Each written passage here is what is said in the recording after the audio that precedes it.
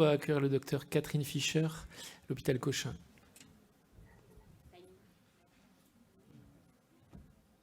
Timing serré, hein.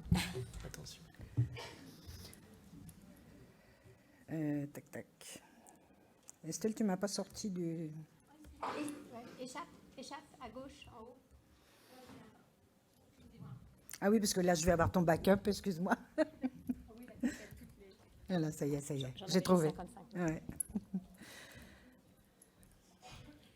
Ok, donc moi, je vais changer un peu de domaine, hein, parce que j'ai mis en maternité, entre parenthèses, parce que je vais vous parler des interruptions de tâches. C'est un sujet qui concerne pas seulement la médecine, vous allez voir, l'aéronautique, on a vu, la sécurité routière, la psychologie, les neurosciences. Et donc, on va élargir un petit peu la discussion, parce que finalement, la spécificité en maternité, il n'y a pas tant de littérature que ça. Et j'aurais dû mettre aussi nouvelle entre parenthèses, parce que ce n'est pas un nouvel ennemi, c'est un ennemi très ancien. Quelques données qui émanent des assurances et aussi de l'HAS. Hein. Un travail qui a une dizaine d'années qui montre qu'à peu près 20% des causes des événements indésirables graves, soit 1 sur 5, relevaient d'une interruption de tâche au cours de la prise en charge. Et de la même façon, si on regarde les erreurs d'administration médicamenteuse, 1 fois sur 2, la cause de l'erreur est une interruption au cours de la préparation ou de l'administration du médicament. Alors, en milieu soignant, l'interruption de tâche, c'est plutôt quelque chose de valorisant parce que on a besoin de moi, on me demande plusieurs choses en même temps, je suis quelqu'un d'important.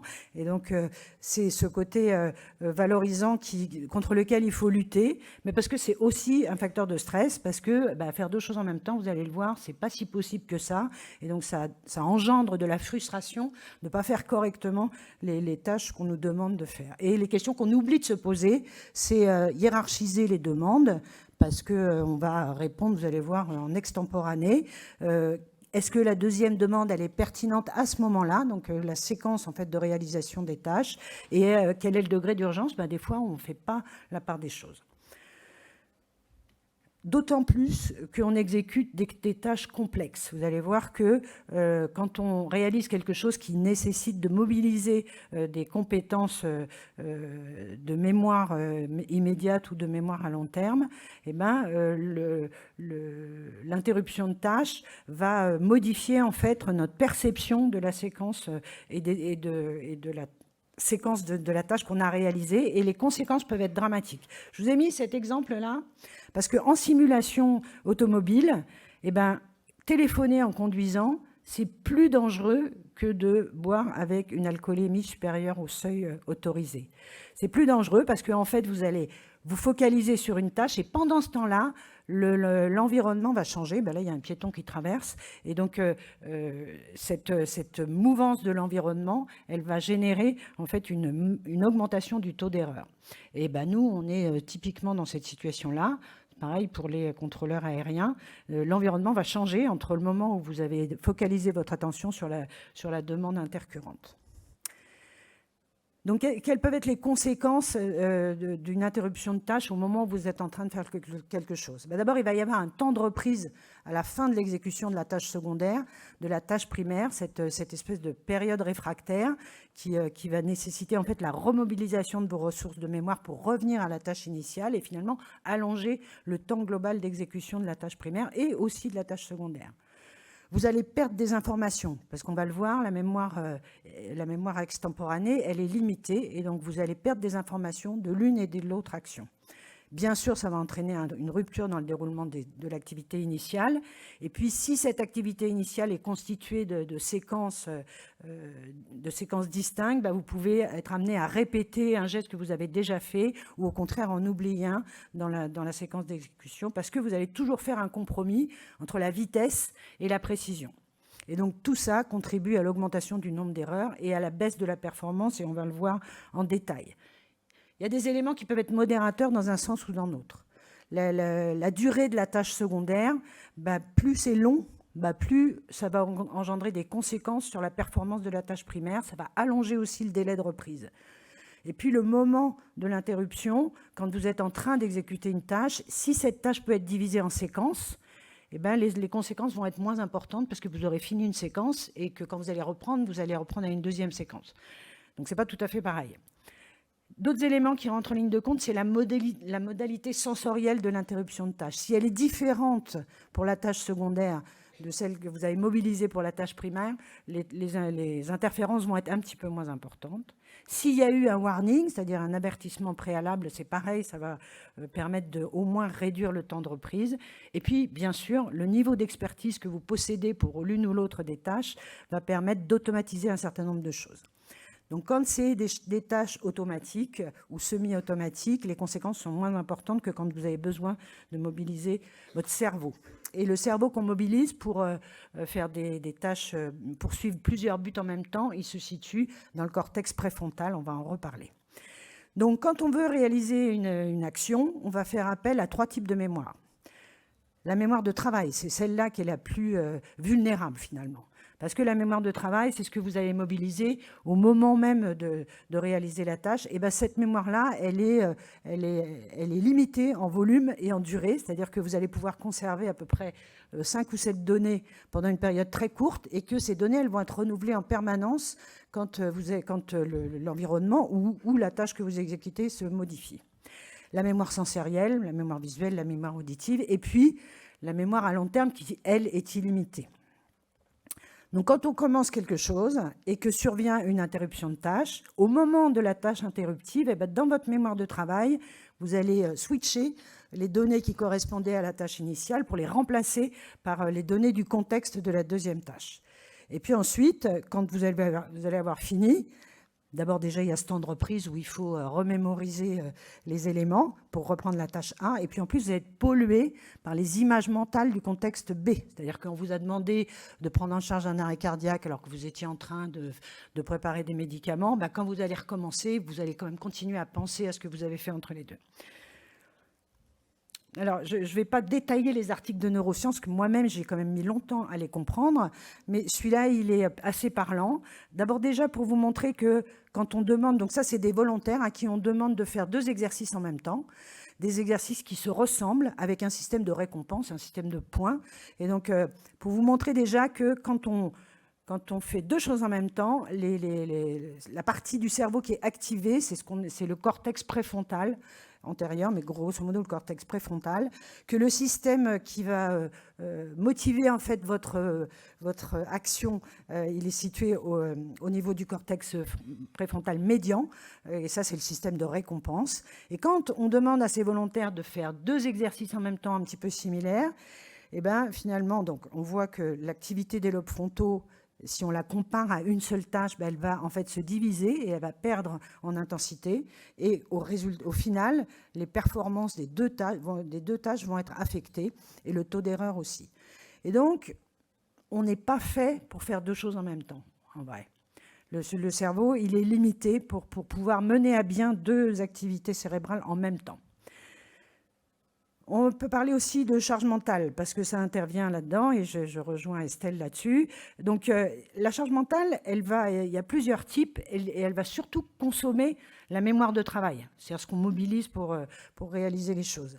Donc, il y a la charge cognitive intrinsèque, c'est-à-dire liée à la difficulté elle-même, il faut que je calcule une dose, une dilution. La mémoire extrinsèque, elle fait appel en fait surtout à l'environnement, c'est-à-dire la façon dont le problème se présente en fait autour. Est-ce que là je dois régler un problème médical? C'était confus l'histoire qu'on m'a présentée, les informations sont pas claires, donc il faut déjà que je mobilise aussi de la mémoire pour interpréter ça. Et puis la mémoire dite pertinente, qui est elle de la mémoire à long terme, en fait, qui fait appel à vos connaissances, à tous les processus complexes mentaux qui sont nécessaires, par exemple, pour faire un diagnostic différentiel. Et j'ai déjà parlé de ça, l'automatisation. Donc, les tâches automatiques, elles, si vous vous rappelez le schéma, en fait, elles font appel à des éléments qui sont consolidés dans la mémoire à long terme. Et donc, les tâches automatiques, par exemple, vous pouvez parler et marcher en même temps. Là, vous n'altérez pas la performance de l'un ou de l'autre, parce que là, on peut faire du multitasking, parce que les 2 tâches sont automatisées. Et donc ça nous ramène en fait à ce que disait Estelle tout à l'heure, c'est que l'apprentissage, la répétition qui permettent l'automatisation partielle en tout cas de ce qu'on fait, vont nous libérer de la mémoire de travail et donc améliorer les performances. Voilà. Mais je vous rappelle, en fait, le multitasking, enfin le fait de faire 2 tâches en même temps, ça n'est pas possible. En fait, on va faire en permanence du switching d'une tâche à l'autre, mais quand les tâches sont automatiques, ça va être beaucoup plus rapide. Et donc ça, c'est de la psychologie, mais très très facilement applicable. Hein. Donc c'est cette espèce de période réfractaire qui suit l'arrêt d'une action, qui est en fait qui ne peut jamais être réduit à 0, même quand il y a une automatisation, qui est de l'ordre de millisecondes quand c'est des tâches simples et automatiques, mais qui peut s'allonger de façon très importante. Et en fait, qui nous montre qu'en fait, on ne peut pas faire 2 choses, et surtout des activités rapides et rapprochées, sans affecter la performance. Voilà. Et que, encore une fois, le fait d'avoir des automatismes, eh ben, on va réduire en fait les interférences avec les processus mentaux qui viennent polluer notre raisonnement et notre capacité à agir. Alors, je vais vous montrer ça. Alors, la littérature, vous allez le voir, elle n'est pas tellement sur la maternité. Il y a beaucoup d'études qui sont menées sur les infirmières et la manipulation des médicaments, et aussi au bloc opératoire, parce qu'il y a aussi des outils de simulation chirurgicale qui permettent d'avoir des données qui soient des données plus scientifiques, on va dire. Donc ça, c'est très intéressant. C'est une trentaine d'internes à qui on va demander de faire une suture simple, hein, et puis on va leur mettre 2 contraintes. Dans un groupe, ils vont avoir une suture à faire en moins de, je sais pas, 10 minutes. Dans un autre groupe, ils vont avoir à faire cette suture en même temps qu'ils répondent à une question et qui doit conduire à une prise de décision. Et puis dans un 4e groupe, on va faire les 2, c'est-à-dire que le temps est imparti et en plus, ils doivent répondre à une question. Et les outils de mesure, ça c'est intéressant. On va mesurer par un questionnaire validé, hein, qui est sur la charge mentale en fait du chirurgien, ce qu'il estime être sa charge de travail subjective. On va mesurer des éléments beaucoup plus validés qui sont des éléments de performance technique, de réalisation de la suture, la durée du geste, le nombre d'erreurs. Il mesure le volume de la fuite après la réalisation de la suture et la résistance à la traction des nœuds. Donc ça, c'est des données objectives. Et puis, pendant qu'ils font ça, ils sont connectés et on mesure l'activité de leur cortex frontal. Et qu'est-ce qu'on voit? En fait, donc, les zones qui sont impliquées dans la réalisation de cette suture et des contraintes qui sont appliquées, c'est les zones du cortex préfrontal, toujours, hein, qui vont réguler l'attention, la mémoire de travail et la flexibilité cérébrale.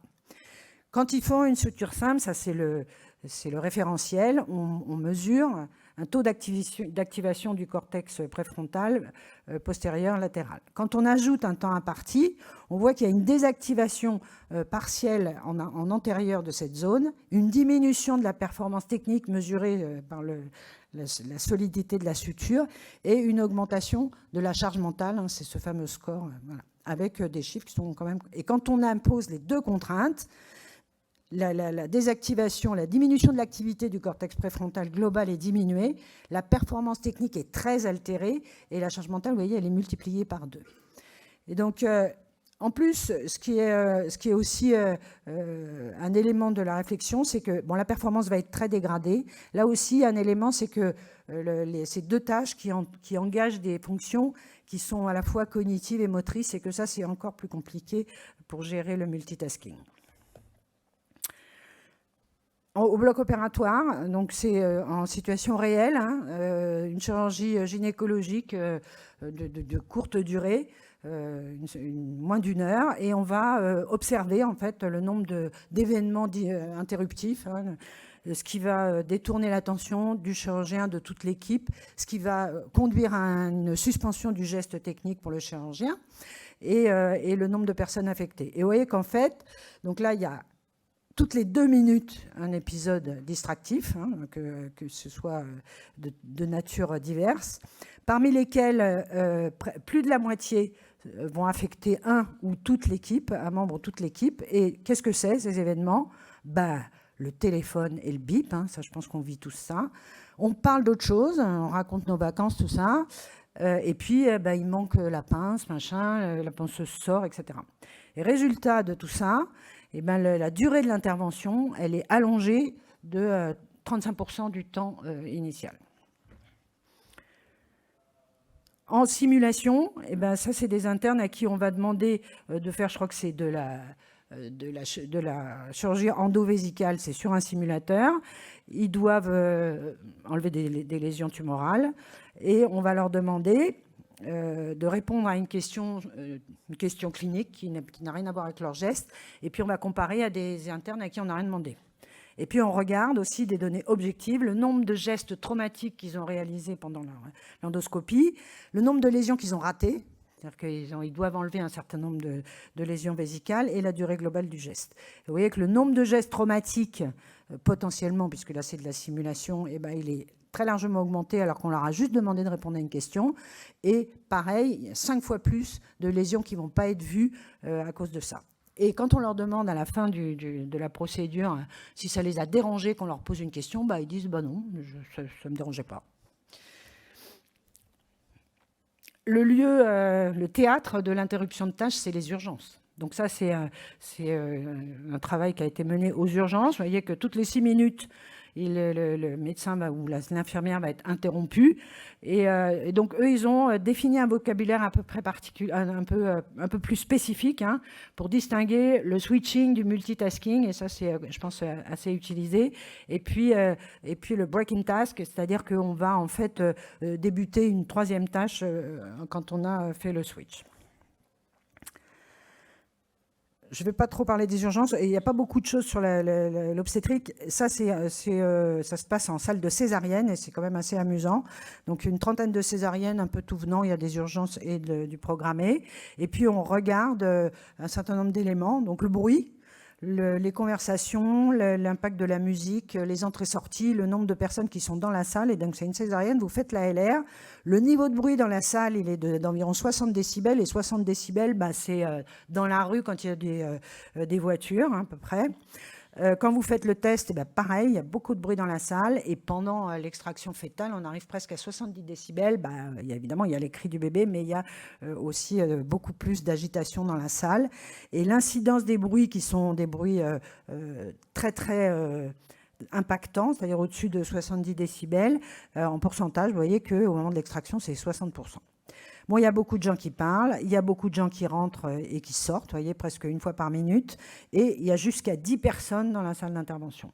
Et ça, c'est quand même particulier à la césarienne, il y a toujours beaucoup de monde, il y a toujours beaucoup d'allées et venues. Et en fait, au final, bah, ces interruptions de tâches, elles vont quand même engendrer un allongement du temps opératoire d'environ 30%. C'est un peu comme l'étude précédente. Et 20% de ces interruptions de tâches, elles surviennent pendant les phases cruciales de la chirurgie. Pour les infirmières, là, il y a beaucoup de littérature. Je vous ai dit tout à l'heure, entre 40 et 50% de toutes les tâches en rapport avec les médicaments sont interrompues. Et là, si on regarde la façon dont les infirmières vont répondre à la demande intercurrente, bah, la moitié, elles vont abandonner ce qu'elles sont en train de faire pour répondre au patient qui est dans le couloir, qui voudrait savoir si sa femme, elle a fait son bon de sortie. Il y en a une autre moitié qui va faire les deux en même temps, c'est-à-dire elle va continuer à préparer son médicament, puis elle va répondre aussi à la personne qui est dans le couloir. Et il y en a très très peu qui vont repousser la tâche additionnelle ou la mettre en attente pour finir ce qu'elles sont en train de faire. Donc Marie-Pierre vous a dit tout à l'heure, donc toutes les conditions génératrices d'erreurs, je ne vais pas revenir là-dessus, simplement pour vous dire que toutes les interruptions externes, elles vont en fait impacter tous ces éléments générateurs d'erreurs, que ce soit le personnel, évidemment bien sûr la communication, le moral et la santé physique des personnes, les automatismes, parce que les automatismes, ils sont aussi pollués par les interférences externes, et puis tout ce qui concerne la communication. Je vous montre ça, c'est assez amusant. C'est pareil, c'est des infirmières, beaucoup un effectif assez important, d'exécution de prescription. Et puis on va distinguer les erreurs techniques qui sont des erreurs, j'ai vérifié bien l'étiquette, le médicament était bien au frigo, etc. Des erreurs cliniques, qui sont là des erreurs de dose, de produits, de voies d'administration. Et donc on regarde quand est-ce qu'il y a une interruption dans cette exécution. Une fois sur deux, c'est toujours les mêmes chiffres. Et on regarde l'incidence des erreurs techniques. Donc, déjà, premièrement, s'il n'y a pas d'interruption de tâche, on fait déjà 70% d'erreurs techniques, c'est-à-dire on ne respecte pas toute cette procédure technique. Mais ce taux, il passe à plus de 80% à partir du moment où il y a des interruptions au cours de l'exécution. Et plus grave, les erreurs cliniques, qui sont moins fréquentes quand il n'y a pas d'interruption, eh ben, elles vont être presque multipliées par 2 quand la tâche est interrompue. Voilà, donc chaque interruption de tâche, si on regarde les choses d'une autre manière, va générer une augmentation d'environ 12% des erreurs techniques et des erreurs cliniques. Et ce n'est pas parce que les filles sont expérimentées qu'elles sont protégées, peut-être même au contraire, parce qu'elles vont faire plus d'erreurs techniques, parce qu'elles pensent que c'est automatique. Et au final, les erreurs majeures qui vont avoir un impact, elles sont multipliées par 2 à partir du moment où vous êtes interrompu 2 ou 3 fois pendant la procédure.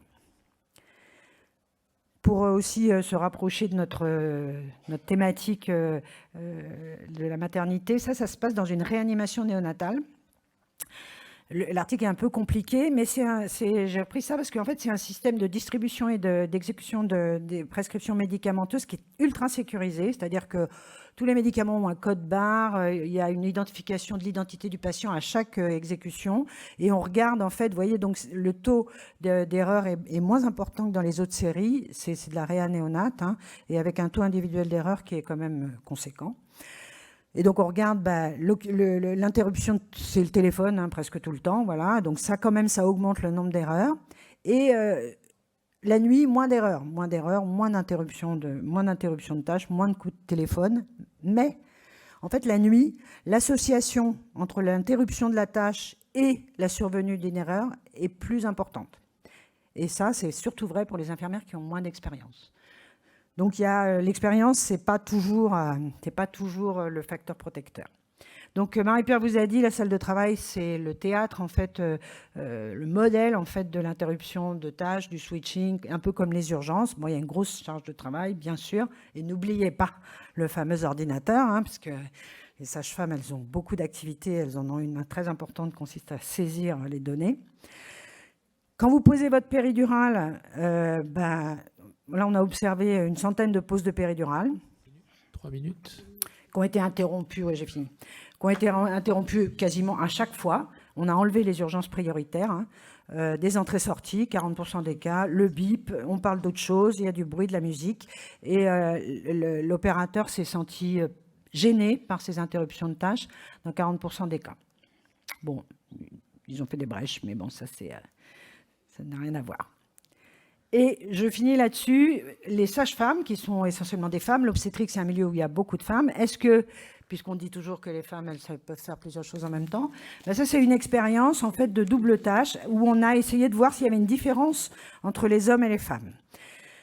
Donc, on regarde les zones qui sont activées, et là, il y a 2 types d'activités. Il y a des tâches verbales et des tâches manuelles, on va dire, enfin, disons non-verbales. Et donc, en termes de résultats sur les performances, il n'y a pas de différence ni sur le comportement entre les hommes et les femmes. Mais par contre, si on regarde plus en détail, quand on demande de faire une multitâche verbale, c'est ce petit dessin-là, en fait, les femmes, elles sont capables de suractiver leur cortex préfrontal antérieur plus que les hommes. Et à l'inverse, les hommes, quand on leur demande de faire une tâche manuelle, eux, ils sont capables de montrer une suractivité des aires visuelles occipitales supérieure à celle des femmes. C'était juste pour le fun. Je ne reviens pas là-dessus, mais il y a eu donc très récemment des préconisations sur les interruptions de tâches au bloc opératoire, avec une petite liste des éléments qui nous permettent d'agir sur la réduction des interruptions de tâches, et essentiellement en termes d'organisation. Les flux dans les blocs opératoires, ça c'est vraiment quelque chose aussi qui est très générateur d'interruptions.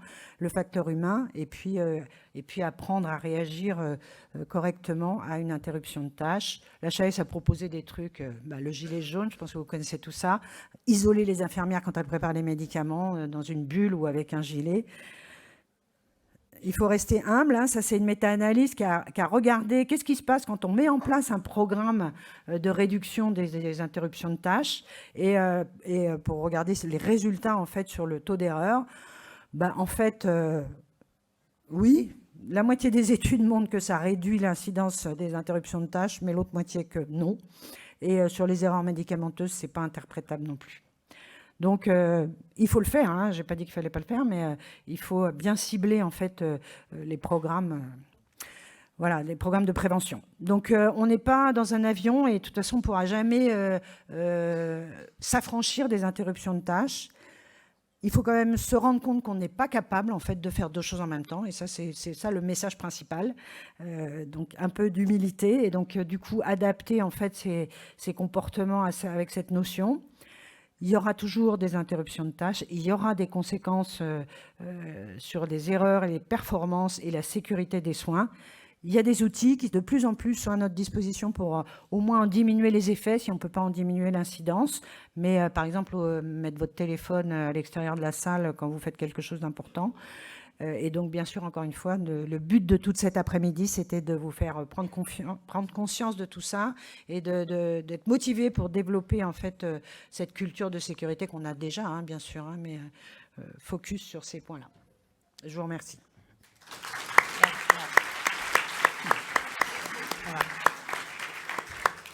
Attends, regarde.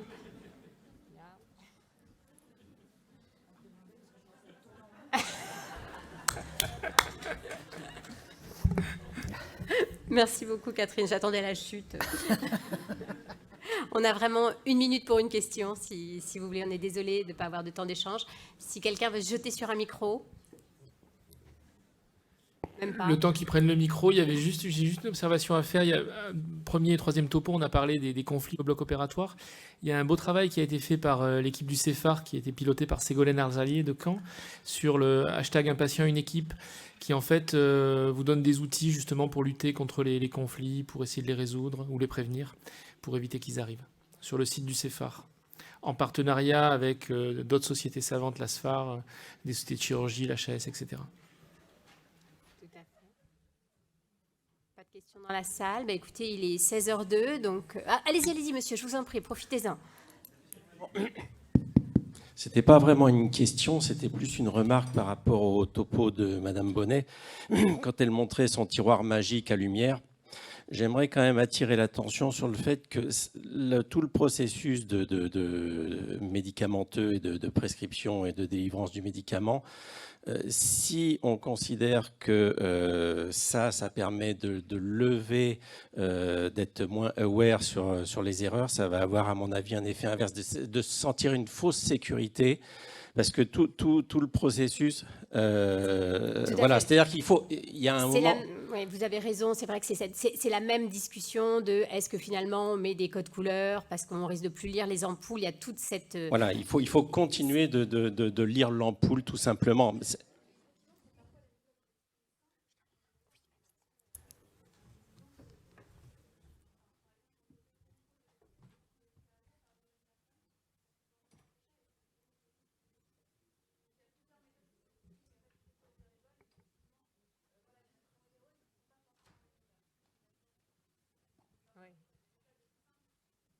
Oui, et puis c'est des politiques d'équipe aussi.